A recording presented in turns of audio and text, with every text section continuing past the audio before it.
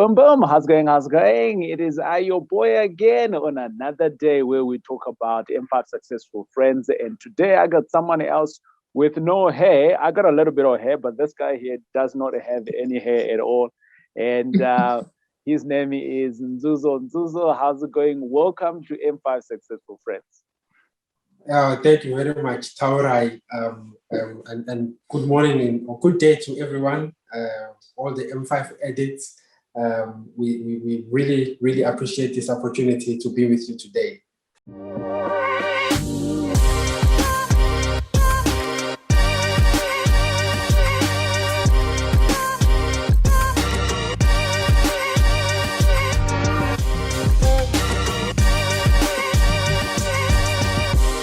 What does Nzuzo mean? Such a rare name. You are the first Nzuzos that I know. Other than you, there's no one else that I know whose name is Nzuzo. What does it mean? You know, it's an excellent question to ask because it has to do with what you do. And the reason you do what you do is to get my name. And my name is Nzuzo, and it defines as a profit in literal terms, monetary terms, it's profit. But also in a humanitarian term, it's a gain. When you gain something, it's to gain. So by having me, you're saying I've gained, I have made Nzuzo of so much. That's the interesting part. So now when you see me, you're talking ching. Yeah. I wonder who named you? Your parents or your grandparents? My parents. Okay. What was the thinking there? What was the thinking? Or the circumstance thereof? Because we know in African culture, it's always the child is given the name based on the circumstance or what is happening in that time. Hopefully, we don't have any kids that are going to be called COVID in the years to come. Hey, unfortunately, there already are COVID. In my case, I believe that my father, had to say, had to pronounce things before they could happen. So when he named me, he was actually defying a situation that was happening because my parents had two other kids who passed away just at a very young, before they could even turn one. So they never made it.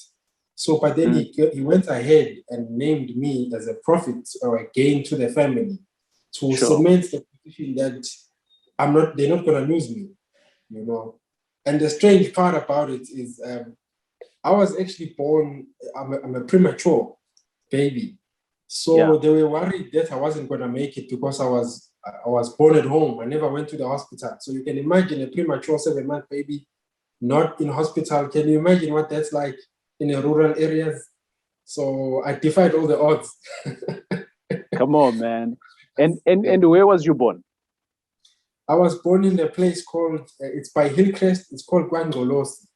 Now there's a Inanda Dam, a famous Inanda Dam that is there. That's where my home is, actually, originally. That's where I was born.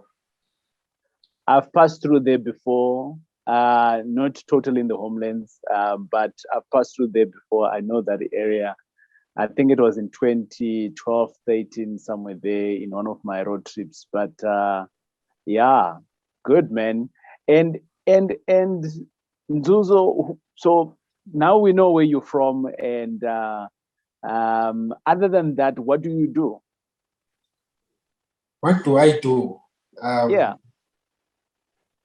What do I do? It's not what I do, it's what I am. Tell us. Let me tell you what I am instead. Well, we know you're the gain already, but maybe expand on the gain to who you are. You see, okay, I'll tell you this, okay. In my journey to success, I've actually went through being an architect first. See, I studied architecture and I became one and I started practicing in the field. And the strange story about me is I have an extensive experience of 1 year employed, and then the company crashed. And I'll tell you now, this is the 10th year I'm running my business. So Nice. from only 1 year, and I've been running for 10 years now on my own.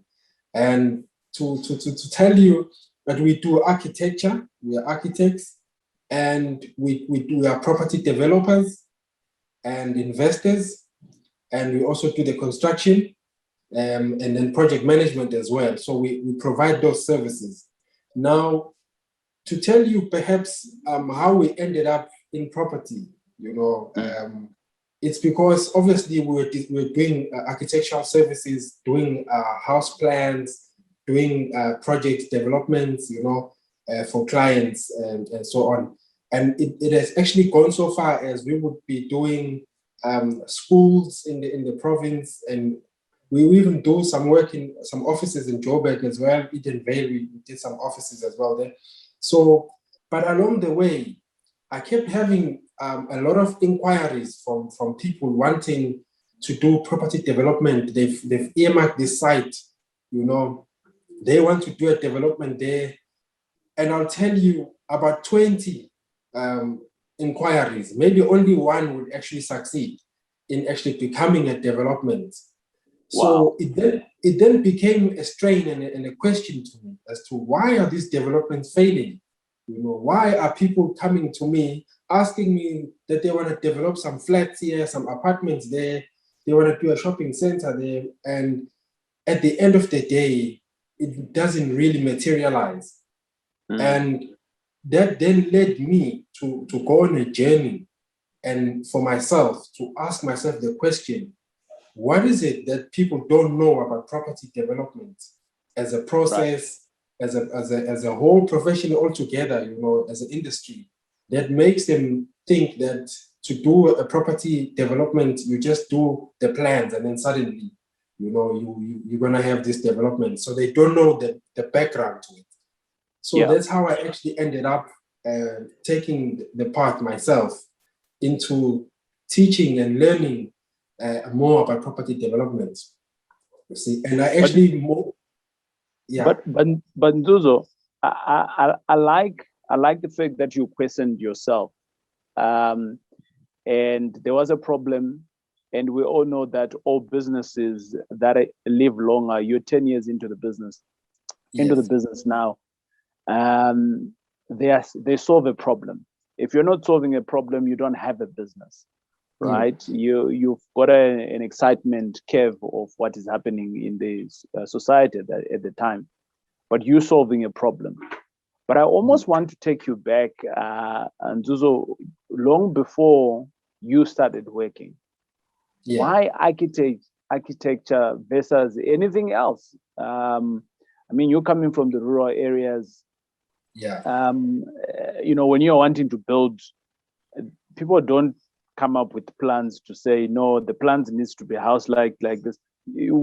It's a problem. We need a room, and the family is growing, and boom, we now start building, right? And it's a heart, and that's what we all know. And it's a heart. It's maybe it's just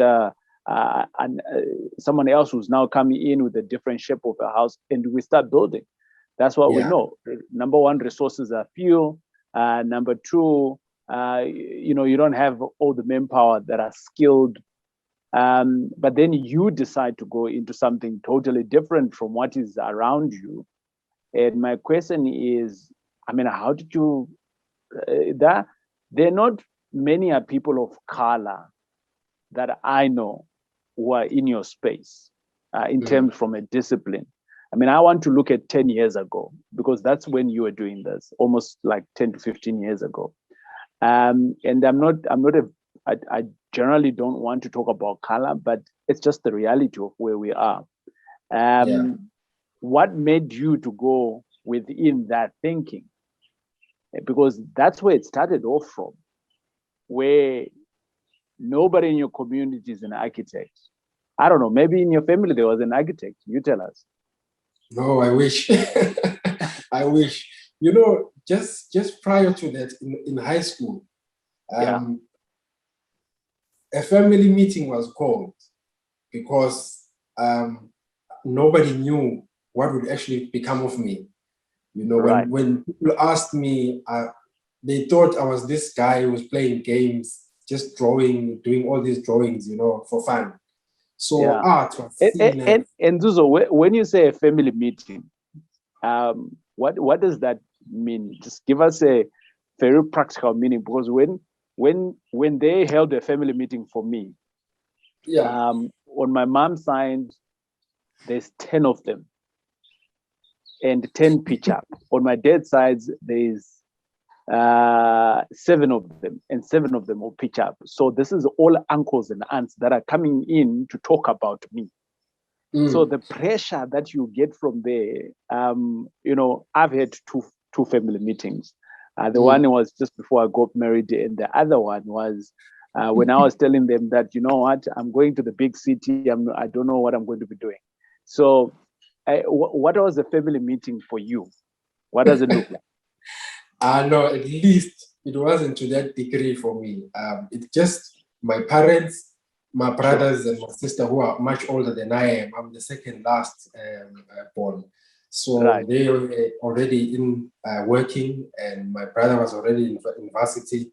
So these are my years in high school. So it wasn't as hectic as that, but they were just concerned because my mother would keep asking, please speak to your brother, and so that he tells us what he's going to become, you know. Because I think in my family, it's all mainly teachers. My family, both my father and mother are teachers. And Right. from all my mother's sisters are teachers. So Right. most of us became teachers or nurses. So I was defying all of that and coming up with this name that they've never heard of. And everyone was worried, but what is this thing, you know? And let me tell you, the offices I'm occupying, this is where I met the first architect. Okay. The offices that I'm occupying, this is the exact same place that I went when I was in grade 11 for experiential learning to exposure, just to go. They ask you to go and see an architect, see what this person does and what they, you know, what work they do.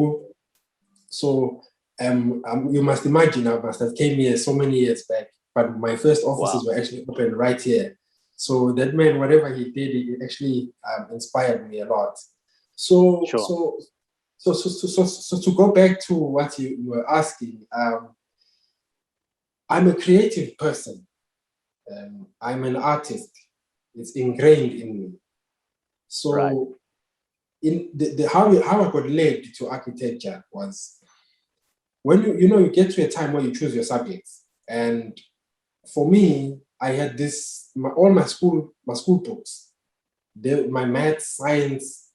As soon as I get confused by a sum, I start doing sketches like 3Ds and everything, you know. So to a degree that the teachers, there was a staff room meeting, they were all complaining about the same thing, that they don't have a space to mark the exercise because I actually start drawing on the columns, you know, and now they don't have. So it was a common thing. So when it was time to choose school subjects, it was easy because they all said, you have to go and do art, technical drawing. You see. Right. So, and by going in that direction, I was worried at first because I didn't know what would actually become of me.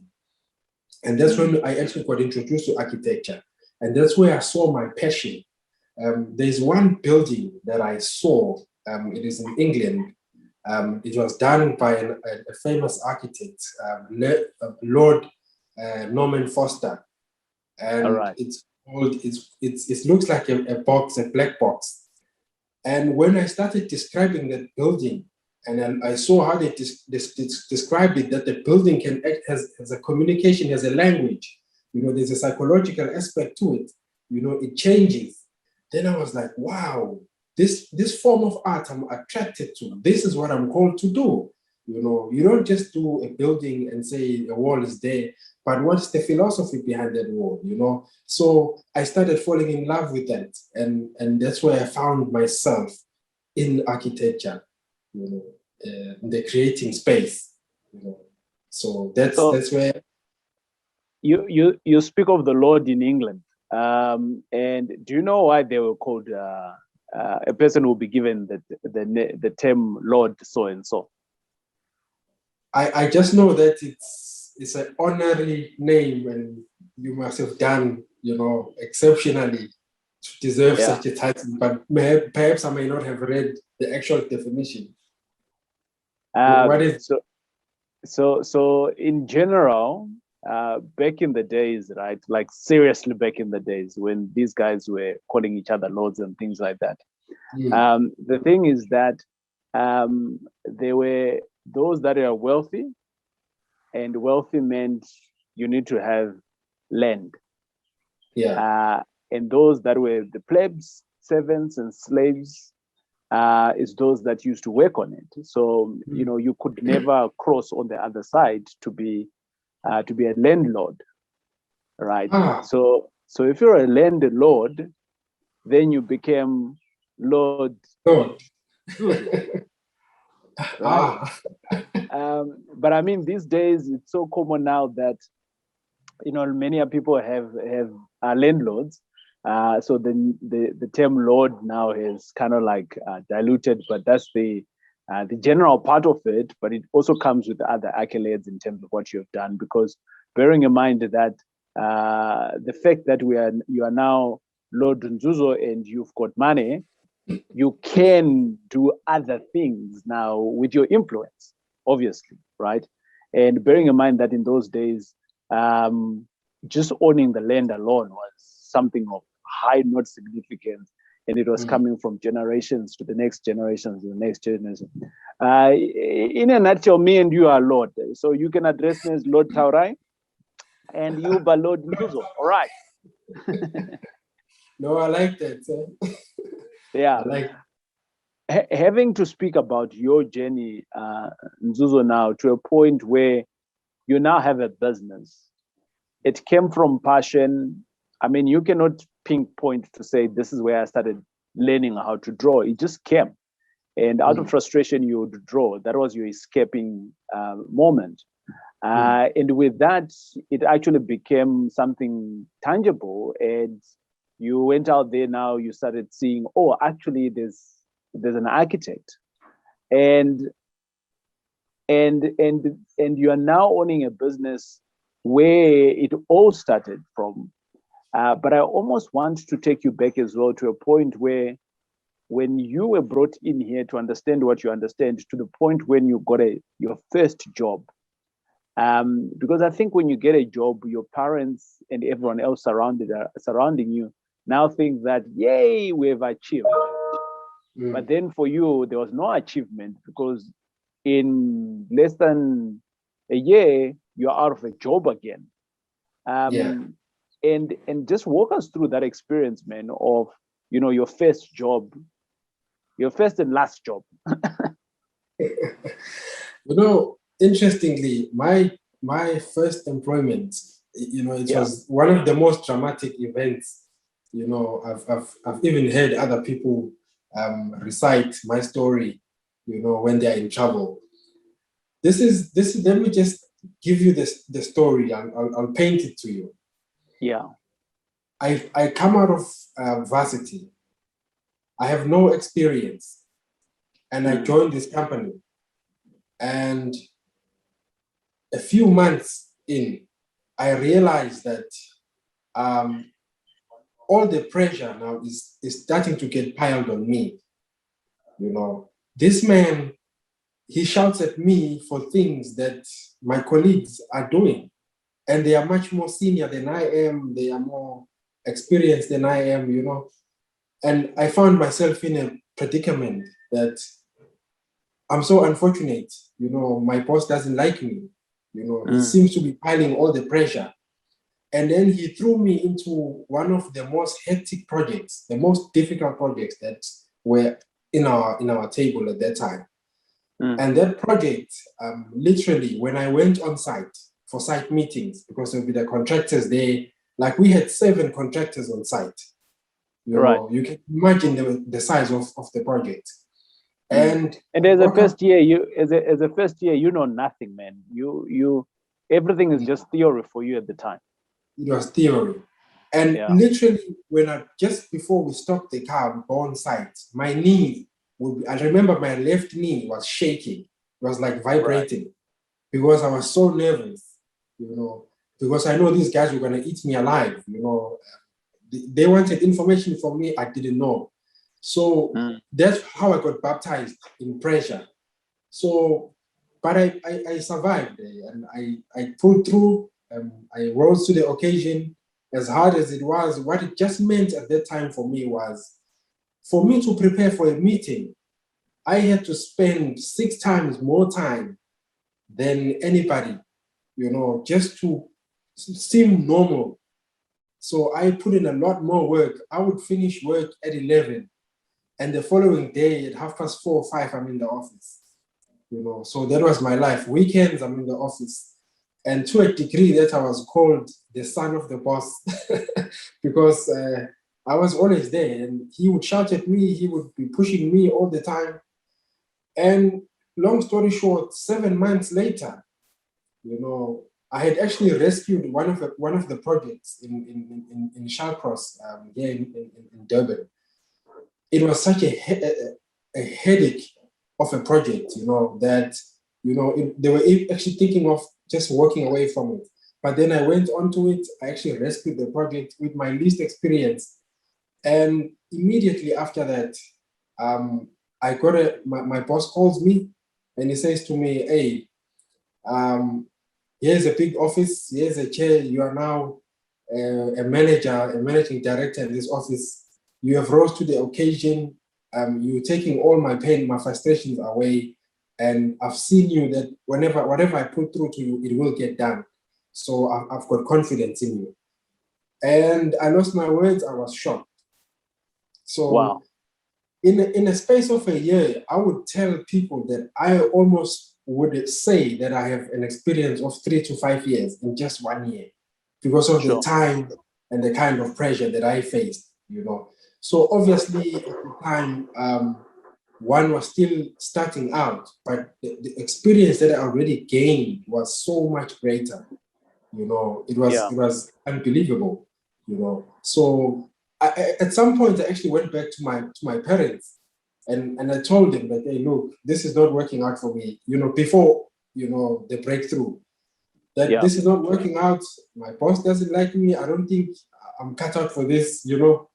Hey, it was sadness in the family, because I've been training so hard for this, and finally when the opportunity came, realizing that things are not actually what I thought they would be. It was a lot harder than what I thought it would actually be like. So, but my family, my mother specifically, would encourage me through that, because she knew I was a tough character. I could handle quite a lot of problems by myself. So when I actually go back to her and say, "Hey, I've got a challenge," she actually knew that this must be really overwhelming, for me to complain, But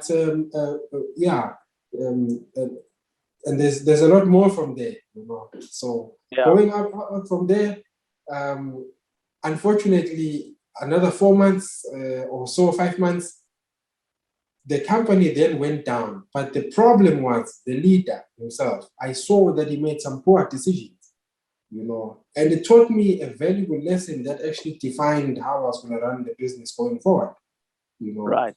Because I saw the mistakes that he made, I observed, I learned, and I saw that he wasn't relating well with his clients, you see. So, which then became a stumbling block to his growth, and it actually shut a lot of doors away from him, So I saw it for him. I learned from him a lot. So I learned a lot, quite more than what people would actually get. So I used that as my precedent, and I took it forward. So Nzuzo, a couple of things that I pick up, man, from your story, and I see a lot of people running away from your season of learning. I see a lot of people, they want the success, but they are not willing to learn. They're not willing to be put under immense pressure. A great book that I like to read, there's a guy called Joseph. He is born, he is told that he dreams that he's going to be great. But then throughout his entire life until around about 30, 35, it's just adversity over adversity. And then eventually he's like, he takes over the world and he becomes almost the president of an era. And in a very peculiar moment when there was drought for 7 years or so, and he becomes the person who distributes any of the foods that's there. And all of this that was being the pressures that he had from the time that he was born to run about 35, it's just basically preparation to where he was supposed to be, right? And I see a lot of people that run away from the pressure, but we don't know whether the pressure is building us at that time. We just call it stress, and we call it abuse. We call it all sorts of names. We run to CCMA. So there's lots of things that one could easily say, look, I am in a space like this and nobody understands me. Some people even go through into suicide mode because now they think that the world is against them. Yeah. And my question to you is, you didn't know that 10 years later you're going to be having a company. You didn't know 10 years later you're going to be in a space of employment and running your own business to become a developer and things like that. What gave you the tenacity to hang on? Because you could have left for another job. You could have. Why did you stay? Because I think that's where the challenge with in many of people's spaces, and like, I have other opportunities, so they jump on and then they go into it. But neither am I saying that we need to advocate for abuse in the employment.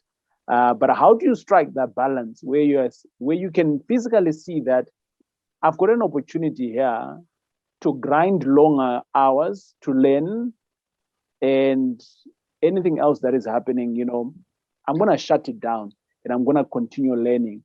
It's for my goodness. And I mean, I went through the same process as well that you're talking about, a little bit deeper though, but the fortunate part, I didn't have the abuse side. I just had people that liked me and they were like, do this project, do this project, until I started realizing that, no, hold on. If I continue just taking on all of this work, maybe I need to raise my hand and ask for more resources. And I did. And that's when I started managing people because they didn't object to it. But they never gave me the path to say, this is how you should do it. I had to think around it myself and start working around it. So in your view, 10 years ago or 11 years ago, when you're going through what you're going, what was the reason of you going through that? That's one of the more important questions that one can ask in their lives. So I have this philosophy that I've grown into, especially if you look at a building, the higher the stories, the deeper the foundation. My question is when we're relating to the story of Joseph, I don't think many of us like to be processed, to be prepared. We've got this team at home that I tell my kids, they're still young, but I tell them that we must be prepared. We rather be prepared for an opportunity and it doesn't come, rather than, an opportunity comes and you're unprepared. So what you look at, what is important that we look at and we study, whatever the adversity that you are facing, is it actually building you or is it killing you? If you are in a toxic environment where you can see that you are not growing in terms of your skill sets, development as a person, then you can leave that place. But if you're in a position where they're actually piling a lot of work to you, that is actually positive. That grows your leadership, that tests your leadership abilities. So that contributes to the foundation. It's just that unfortunately, many of us don't like the part where we're doing the foundations, where we're going down. So the deeper the foundation, the higher the building. So we have to take that philosophy into our personal development lives, into our own lives. That whatever you do, the harder it is, definitely it means the reward will be bigger. I always use this example with my team, and I say, you must notice that if you knock on a door, if you knock on a timber door, your fingers won't hurt as much. But if you knock on a strong room door, the steel door, you will hurt yourself. So that pain tells you that there's something much, much more treasurable in here, much more valuable in life. Right. So we mustn't be afraid of actually going against the hard things in life. Sure. So that's the philosophy around it that I always have. And in fact, having the passion and knowing and seeing and having the vision first to know where you're going, that is probably the key, because I think I had some images of myself driving an SUV and living in a nice house, Come on, having a yacht, you have those, and you say to yourself, you know what? You forgot you forgot the beautiful Mrs. Oh, the beautiful Mrs. And she's here, Lucky to get her first before I could get all those things. She's been kind to me. So you imagine your life, and then you set a standard, and then you say, this is me, and you define it. And then you walk toward, you just simply run towards it. Whether you crawl, you walk, you run, it doesn't matter as long as you go into that direction. That's all that matters. Right. I totally love that. I think the question that I then want to ask, following to that, Nzuzo, is that with where you are right now today, a lot of people might just be saying, he was lucky. I get that a lot, and yet there's lots of work that comes through into what you're doing, into your grinding. Your first project. So now you are out of employment. The company is shut down. You could have gone into an employment, but you decided not. You decided to carry on with a service offering. Now, how did you get your first contract then? Because I think that's a hindrance for many people. Yes, it's 10 years ago, but I think the principle still applies to today. I like the fact that you said, I learned a lot from my boss without him teaching you. You observed. And you observed what he was doing wrong, and you applied it into your life, into the opposite part of it. And I want to say to you, a lot of times in my growing up, I had many uncles within my space, and I observed them, and up until today, I know Uncle so and so does ABCD, and I'm like, never going to do that. Yeah. And that's what I learned from them. And people generally think that when you're talking about learning from other people, it's generally in the, hey, my uncle said, don't do ABCD. Or my boss says, this is how you do it. This is the path. But there's also another type of learning, which is, I see what you're doing, but I'm not going to do that. But if you've done it like ABCD, that's the path of success. So guess what? I'm going to take that. I'm going to run with it on the side so that I can be successful. And then you run it through, because you need to apply your mind around it. And I want to come back to that first contract that you got onto, and maybe just walk us through in terms of how did you then build from that first client to continuously have more clients? What has been the secret sauce over the last 10 years? I think I remember very clearly what my first project was. And it was actually my cousin bought property. There was a new developing area in Pinetown. And she took me there, and I did the plans for her, And what I noticed there is there's actually still a new place, so there's a lot of room to grow. And then I decided that this is my opportunity. I'm not letting it slide. And I was in that place. I spoke to the agents, the estate agents. Whenever they're selling someone the plot, I had to make sure that my name would be the first card that they get. that I'm gonna do, the projects for them. So that just that one area alone, I focused on it. Like laser focus. That everyone, I just became everyone's second name on their tongues, and it grew so quickly because I would make sure that I deliver, on time. I gave them something they had never seen before, because remember, where I actually started was much, much smaller than where I had already been exposed to. I was working in a shopping center. I was running a massive healthcare center as well. These are projects. I was doing large developments. But when it was my time to start, I had to go and start in a single family residential house, like just a 3-bedroom house. Man, you know what, Nzuzo? Yeah. And that's the biggest problem with many entrepreneurs that are coming through from corporate. Yeah. That are coming through from employment. Because you were a young executive in the employment and because you were doing ABCD with the big projects.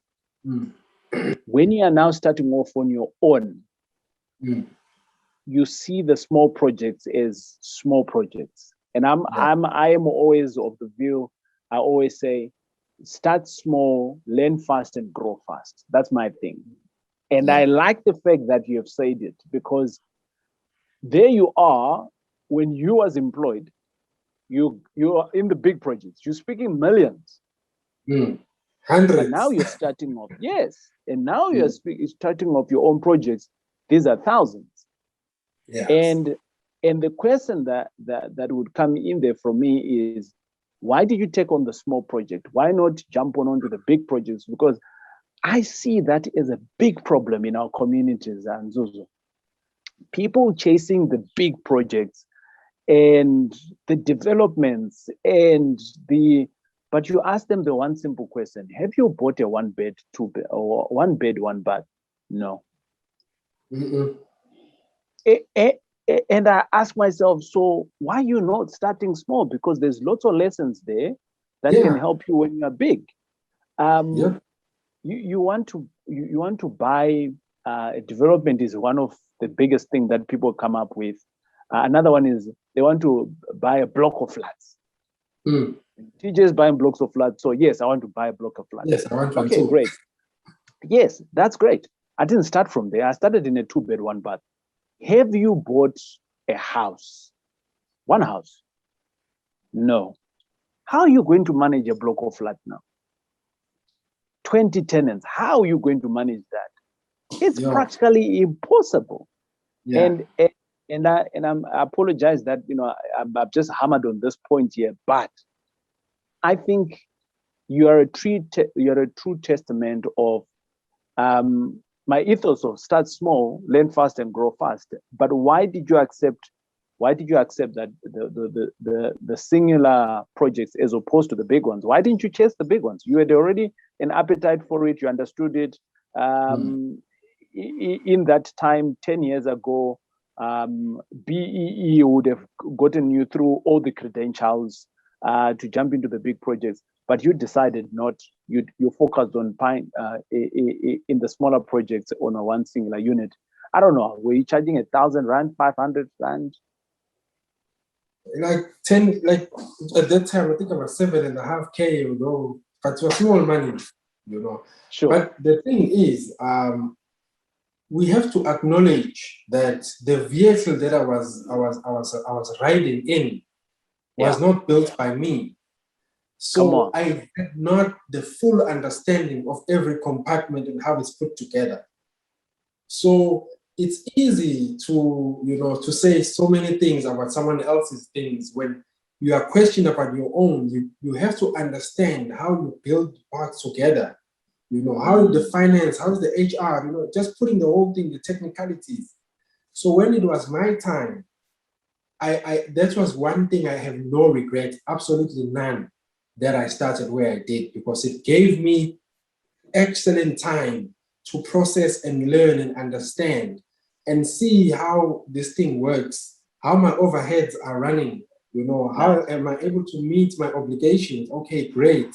To a degree that even by the time I got my first employee, I knew that we could at least be paid for the next 6 months, So I had that philosophy and it went on. But I think about 8 months into me starting, boom, we landed our first big project. And it came through a client that I had done some minor extensions for their house. This guy was so impressed. And we've been, close ever since. Because he then led me to my first schools, you see. And I took the opportunity. But here's the thing about these big projects people don't understand. They will demand that you have resources within you, that if you take it, they drain you out so much that they can collapse you because you can't sustain. We had to run for 8 months before we got paid. Right. So you can imagine, how can you stomach? So because we already built a system, we had already built a business that can sustain itself over the months, I didn't feel the gap, that I was lacking in funds. I had to travel all around the province to visit these schools, do assessments. Who pays for the petrol? You sleep in B&Bs around, So it really is a bit capital intensive, and you have to wait. I'll tell you, the prints that you have to do are crazy. So, but leading to that, all those small monies, and I built a clientele that I had, like my bread and butter, that I knew I was turning over so much money a month. So definitely I will have that money. So I could survive easily. So when they came, it just fit into place. Then I scaled up afterwards, but I didn't scale too quickly. So I always allow myself to get processed accordingly, So that's my philosophy, because if you take on too big, especially when it comes to the property, exactly your point, as you were saying, that people want 20 flats, yet you have never managed 2 or 1. You don't know the dynamics. You don't know how to manage the property. You don't know how to manage the utilities, maintenance. Deal with the headache of a tenant and understand, what are the problems, so you can anticipate. So all of those things. And by the way, to just extend on what I learned from my boss, is that when he got paid in those big projects, he went overseas, he went on trips, he just splashed the money. To a degree, he never invested. So his end was terrible. So this is where the investment part of me comes from. To a degree, 3 months after he got paid, we would be sitting with no money in the office, and he would be telling us, hey, let's wait, we don't know when we're going to get paid. And that's how we collapsed. So for me, this is the thing. When I finally got into investing, the first thing I tried to invest into was a disaster. And I think I lost the bar. That's okay. Man. But that was then. It was expensive school fees. Either way, you need to learn. It was either you pay someone to give you the path, or you do it the hard way and you lose money. That's the only way to explain it. That time I invested into commodities, but yet I later learned it was just a Ponzi. Oh no! And I didn't know, because I wasn't exposed, and I hadn't had the knowledge at the time. So I went down, and I think I went on to something else, trying to hook up with a few friends and put a deal together for a business. It went south. I think I lost there another 250. So eventually, when I came to my senses, and this is how I got into property, I was like, I think I've seen a lot of problems with this investment and other things that I do not know. What I know about property is, if I invest in here, the foundations are going to be here, the walls are going to be here, they're not going away, So it's the tangibility of property that led me to it. I didn't understand much more than that. So, but I knew the numbers, I knew how to get it built. I didn't know about managing, but I said, okay, at least it's going to be here, So that's how I actually use my experience, bad experience, turning it to positive. Nice. What do you invest in now within the property space? You speak of investments. What do you invest in? I'm a multi-let guy. Nice. I invest in multi-lets. You see, this is what I think I must shed some light. I'm inclined to development because it's closely linked to what I do. I like designing new things. I like to build new things. I want to see them come up. Sure. And so that's why I'm a bit biased and I remember I then went on to some seminars, property seminars. I joined the Legacy, and I actually was coached by Warren Purcell. He's my coach. Yeah. And then I think it was 2 years not 2020 or 2019, late. Yeah. Then I joined Sapin, Yeah. And my world has broadened.